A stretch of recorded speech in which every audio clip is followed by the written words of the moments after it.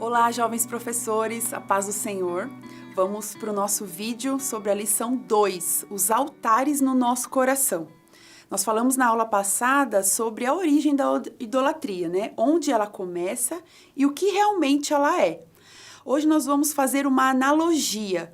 Nós vamos usar o altar como um símbolo, né? De onde a nossa idolatria acontece. O altar, na lição 2, ele tem um significado de lugar de destaque. Normalmente, altar, a gente pode, até por conta, né, do que a gente sabe do judaísmo, de ser um lugar de sacrifício, pode ser que num primeiro momento venha essa ideia, mas não. Na lição 2, nós vamos ver os altares do nosso coração como lugares de destaque, lugares em que os ídolos são erguidos. E isso já é importante a gente explicar para os alunos logo de cara. Por que os altares do nosso coração, aqui na lição, tem esse foco de mostrar como lugar de destaque? Porque, na verdade, os ídolos são erguidos para que, quando a gente precise, a referência esteja fácil de ser encontrada.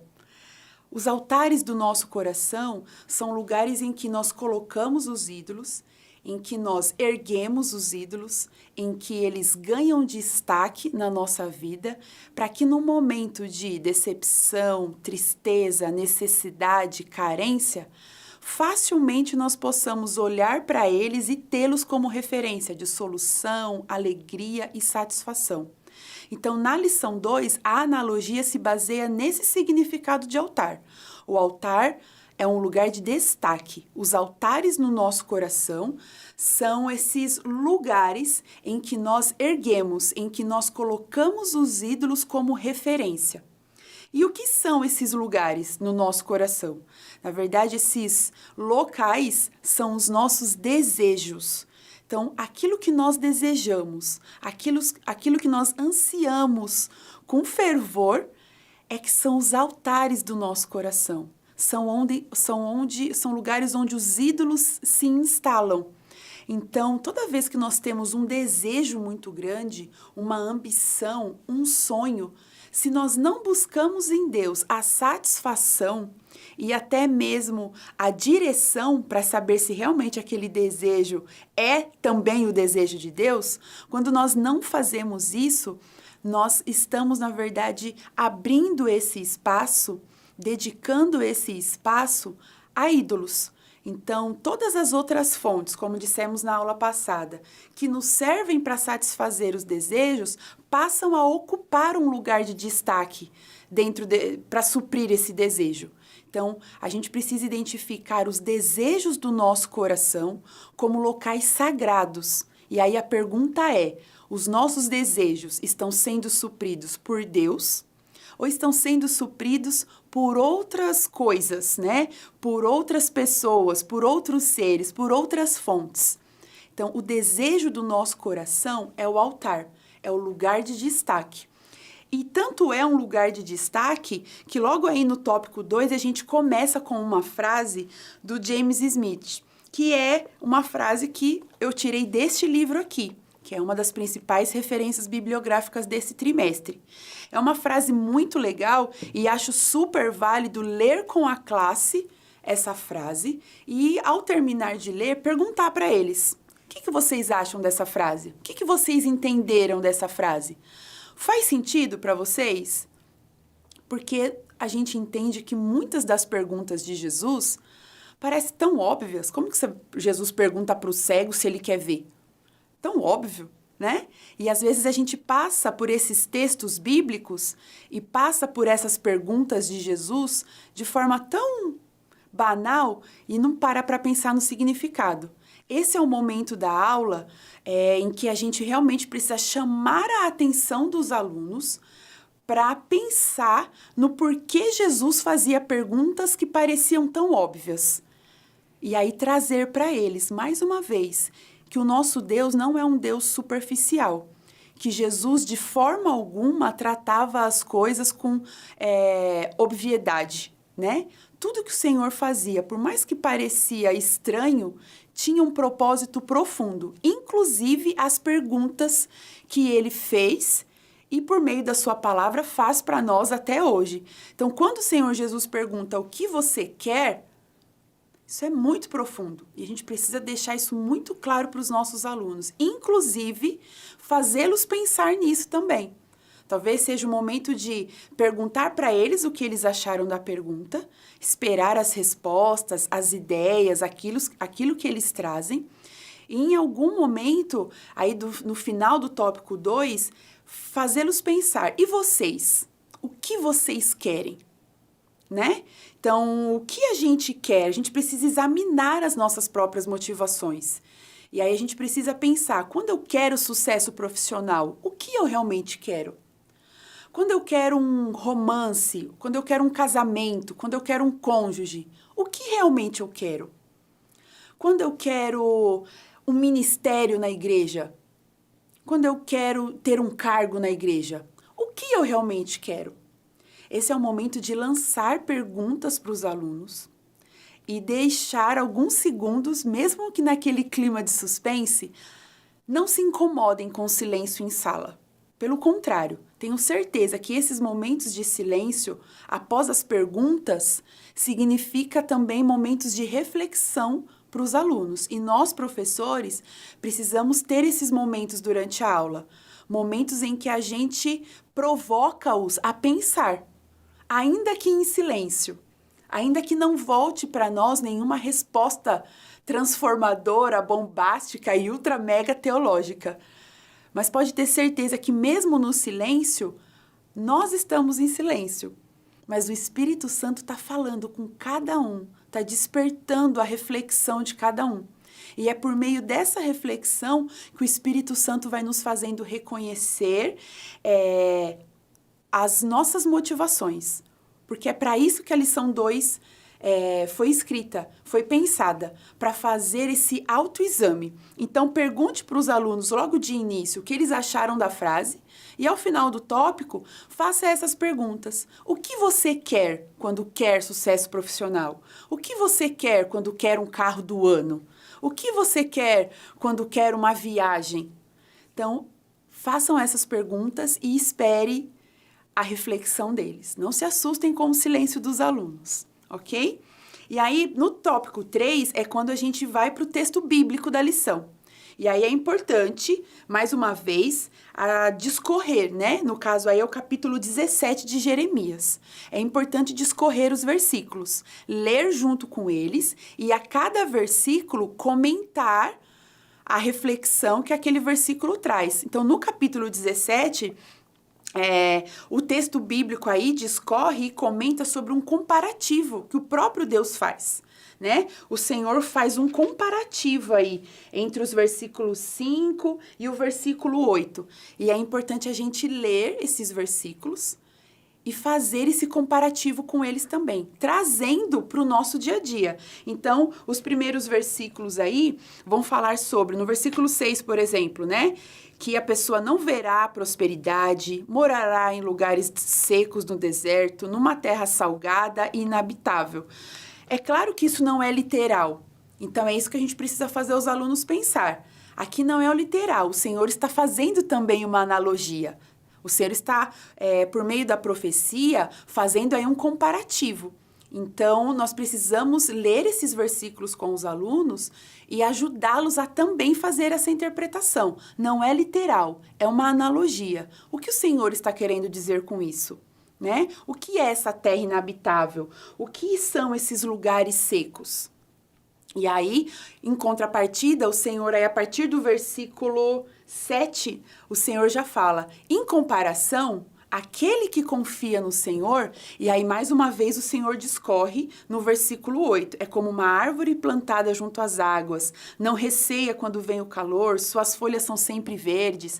Então, o Senhor faz um comparativo entre aquele que não confia, aquele que confia em si, porque era isso que o povo estava fazendo, né? A gente vê lá em alguns versículos do capítulo 16, eles estavam ouvindo a sua própria voz. Então, aquele que segue o desejo do seu coração, a sua própria voz, aquele que é guiado pelas suas próprias motivações, são aqueles que vão viver em lugares secos, desertos, mas aqueles que confiam no Senhor são aqueles que vivem uma vida num cenário próspero e mesmo que venham lutas, eles superam, porque o Senhor é aquele que sustenta. Então, é muito importante a gente fazer esse comparativo para que os alunos entendam que agir de acordo com os ídolos que a gente põe em destaque, e esses ídolos muitas vezes não são nem coisas externas, são os desejos do nosso coração, em 99% das vezes, agir de acordo com esses deuses e dedicar a eles altares, é com certeza algo que vai nos fazer infelizes, infrutíferos, nos levar à morte. Então, aqui a lição também traz a brincadeira aí do filho pródigo, né? Será que é um spoiler do filho pródigo? Aproveita esse tópico e pergunta para eles, pergunta para os alunos em sala, como vocês acham que esses versículos podem ser um spoiler da parábola do filho pródigo? O que tem a ver esses versículos com a história do filho pródigo? Para nós, professores, talvez seja óbvia a resposta. E para eles também pode ser. Talvez só lendo eles entendam o que isso tem a ver com o filho pródigo. Mas pergunte para os alunos. Faça-os verbalizarem o que eles entendem. Quando eles falam o que entendem, compartilham o que entendem, isso ajuda-os a guardar melhor e o compartilhar das ideias torna a aula ainda mais rica.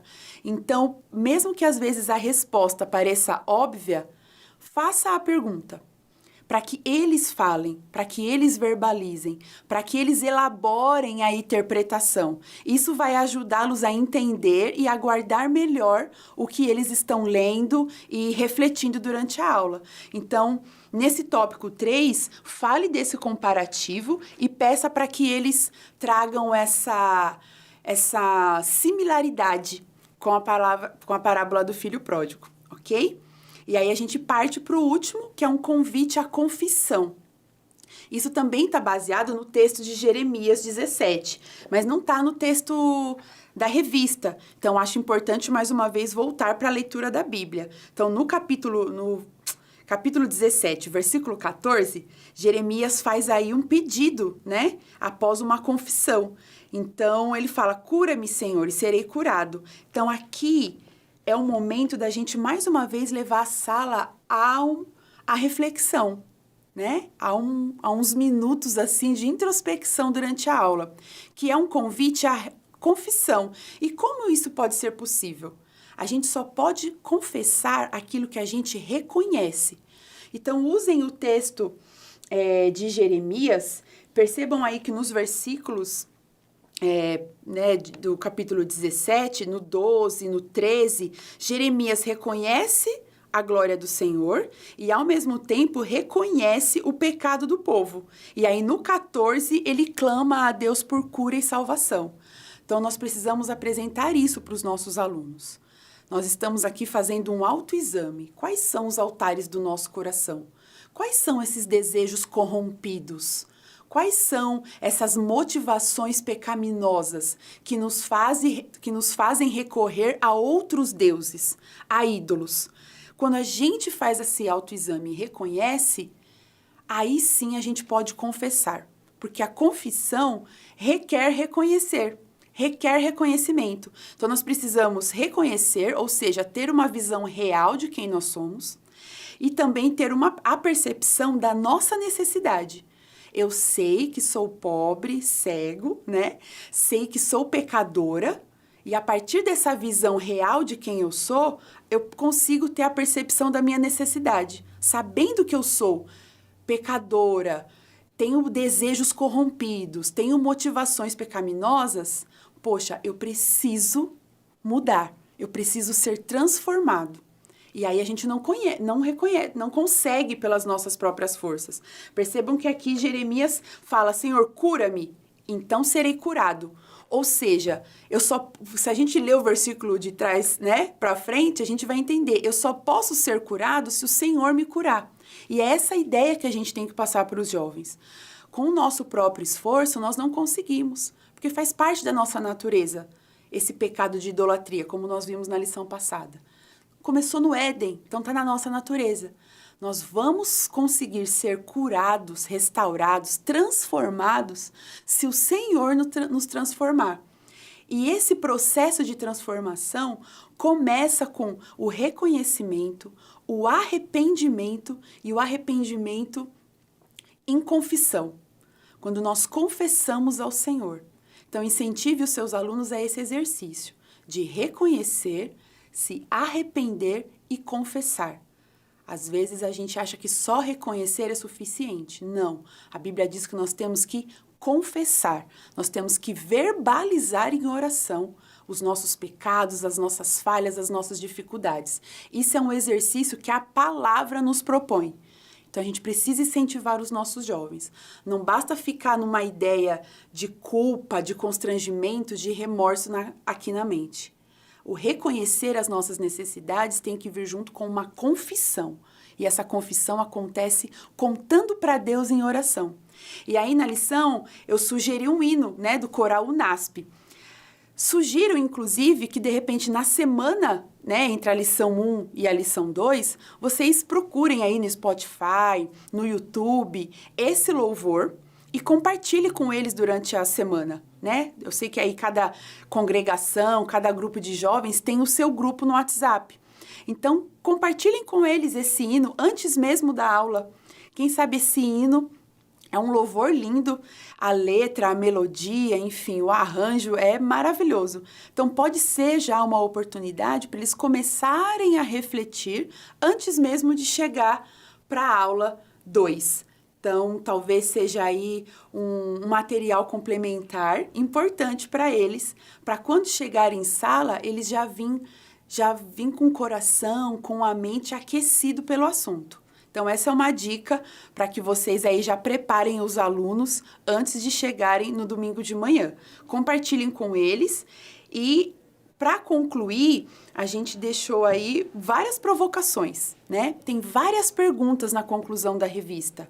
Acho super legal ler essas perguntas com eles de forma calma, realmente num tom de reflexão, para que eles levem consigo esses questionamentos. A ideia é que eles encerrem a aula não com respostas prontas. A gente já discorreu sobre toda a lição, eles já entenderam. Mas, ao encerrar a aula, vamos deixar os nossos alunos com a famosa expressão, a pulguinha atrás da orelha. Então, que eles possam sair da aula refletindo, com muitas interrogações em mente, porque no meio dessas interrogações, eu tenho certeza que o Espírito Santo vai atuar para que eles façam esse autoexame, para que eles façam essa autocrítica e comecem a olhar mais para si e entender o que realmente eles querem, porque o que a gente realmente quer é o altar em que o ídolo se instala. Então, aproveitem essas perguntas para deixar os seus jovens aí refletindo sobre a lição 2. Tudo bem? Espero ter ajudado. Mais uma vez, se você ainda não faz parte do nosso grupo de WhatsApp da Escola Bíblica Dominical, fale com seu superintendente e confira também lá outros materiais complementares no decorrer do trimestre. Até a próxima! Fiquem com Deus!